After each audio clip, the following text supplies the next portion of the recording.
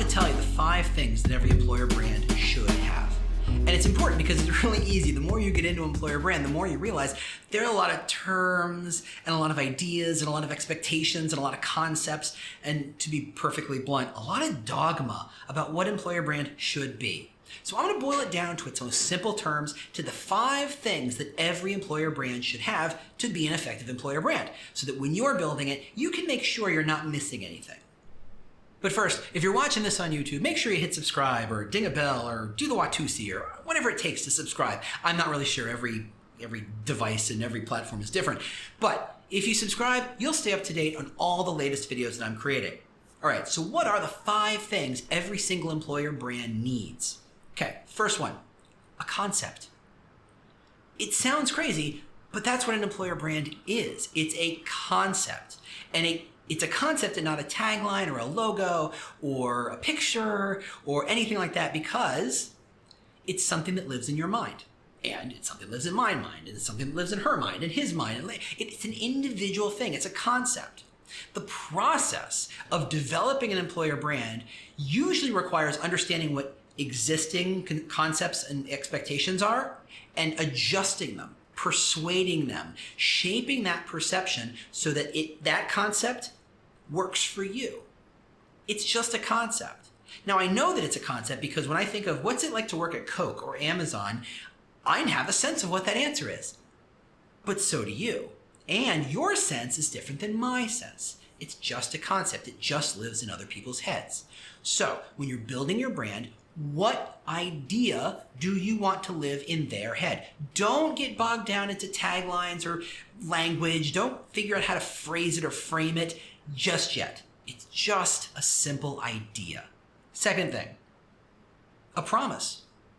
What is the promise you are making to a prospect or a candidate?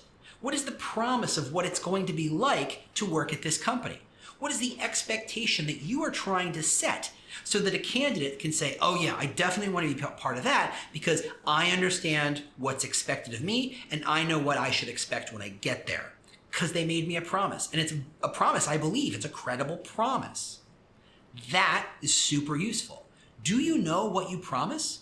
And it can be from a cultural value standpoint. It could be from a process standpoint. It could be a mission.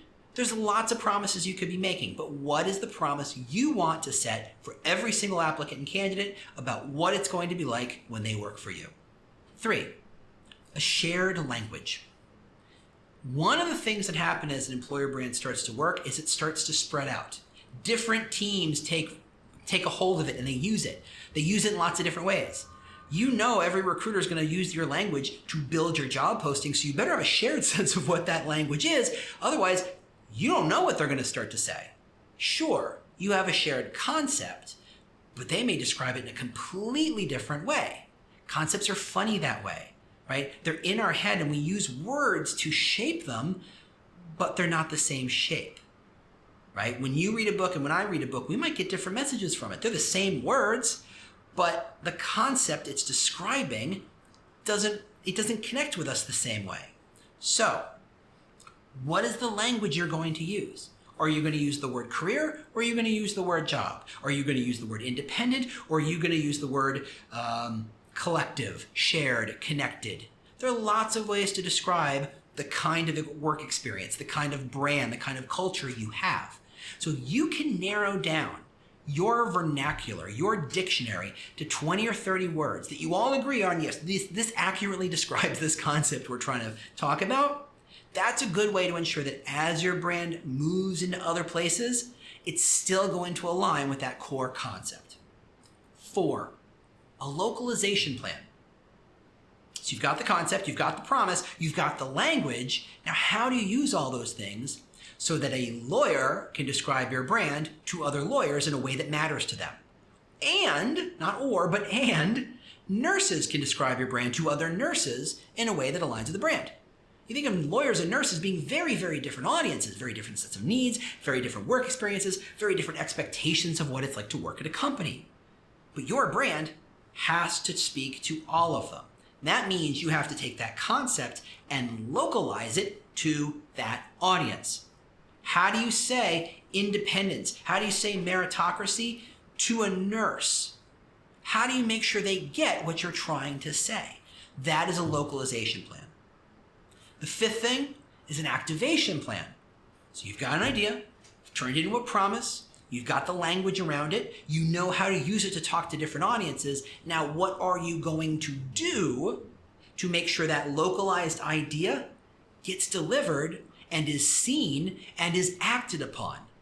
Sure, if you can measure that, all the better, but let's start with just making sure you're pushing that message to the right people, that they're seeing what you want them to see, that they have the chance to absorb your message so that they can have the same concept that you want them to have. That 5 things that every employer brand idea, project, package should have. Don't get weighed down by dogma. Don't get weighed down by complicated ideas. Keep it simple. You gotta have a concept. You gotta have a promise. You need a shared set of language, a localization plan, and an activation plan. Thanks so much for listening. I'll see you next time.